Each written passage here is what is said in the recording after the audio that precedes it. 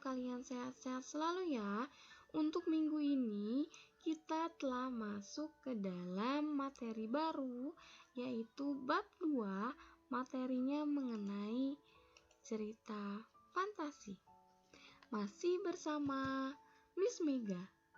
Sebelum kita mempelajari lebih dalam mengenai cerita fantasi, kita pelajari dulu yuk, apa sih tujuan pembelajaran dari bab 2 ini, yaitu cerita fantasi.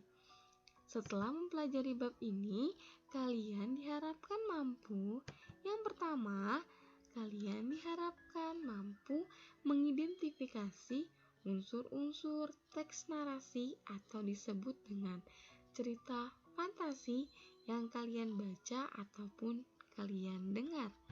Yang kedua, diharapkan mampu menceritakan kembali isi teks narasi atau cerita fantasi yang kalian dengar atau baca. Yang ketiga, kalian diharapkan mampu menelaah struktur dan kebahasaan teks narasi atau cerita fantasi yang dibaca atau didengar. Yang terakhir, kalian diharapkan mampu menyajikan sebuah gagasan kreatif dalam bentuk sebuah cerita fantasi secara lisan dengan memperhatikan struktur dan penggunaan bahasa. Sudah paham tujuan pembelajaran di bab 2 ini?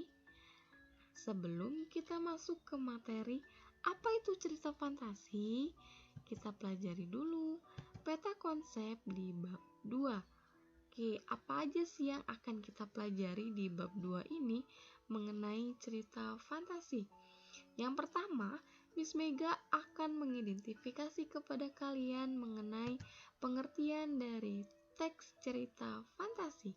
Yang kedua, Miss Mega akan menjelaskan karakteristik dari cerita fantasi. Yang ketiga, Miss Mega akan menelaah struktur dari teks cerita fantasi. Dan yang terakhir, yang keempat, Miss Mega akan menjelaskan kepada kalian kebahasaan dari teks cerita fantasi. Yuk, sama-sama kita pelajari apa itu cerita fantasi.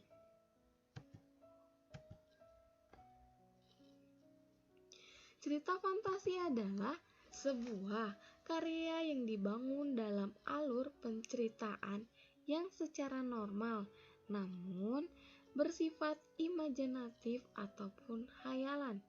Biasanya dalam setting, penokohan, maupun konflik tidak realistis, bahkan terkesan berlebih-lebihan dan tidak mungkin terjadi di dunia nyata. Paham tidak apa itu cerita fantasi? Lebih jelasnya, cerita fantasi merupakan suatu yang berhubungan dengan khayalan atau dengan sesuatu yang tidak benar-benar ada dan hanya ada dalam bentuk ataupun pikiran saja ya nak. Kata lain, untuk fantasi adalah sebuah imajinasi. Fantasi bisa juga merupakan sebuah genre yang menggunakan bentuk sihir dan supranatural, seperti salah satu elemen plot, tema, dan juga setting dalam sebuah film atau dalam sebuah buku. Paham sampai di sini? Miss Mega ada contoh dari cerita fantasi. Yuk sama-sama kita lihat contoh dari cerita fantasi.